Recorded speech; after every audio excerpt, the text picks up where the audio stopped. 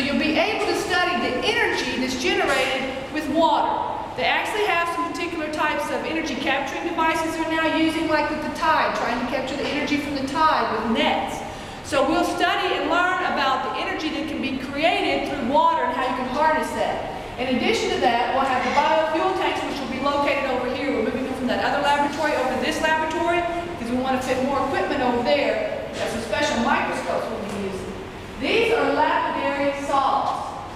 Have you ever been to natural rich caverns and you saw some of the rocks they had cut in half and had the beautiful crystalline shapes and stuff on the inside? They use lapidary saws to cut those rocks. This can be used to study rock formations, and by cutting the rock in two, you can study and you can learn about that rock, or you can also learn about the beautiful crystals that are hidden on the inside, depending upon the type of rock that it is. So we'll also have, we have some technology in place. As you can see, the latest teaching technology once again, and we'll also have a video camera that's going to be up in this little box here. It's going to be watching a large tank we're going to put here. We're going to put a circular water tank, and we're going to show the eddies and the energy that can be created through that. So by studying the oceanography, you can also learn about one of the things that we would have been studying in oceanography was the tsunami that recently happened. You had the Earth incident in regards to the earthquake that was under the ocean that disturbed the water flow. The water then moved towards the land where the people were at. And so you could study more about that oceanography and how the changes and the shifts in the Earth's mantle also affect things. From that, you could also study the ocean in regards to, you heard about the nuclear plant and the concerns with that. Well, we're concerned about the fish that are in the ocean.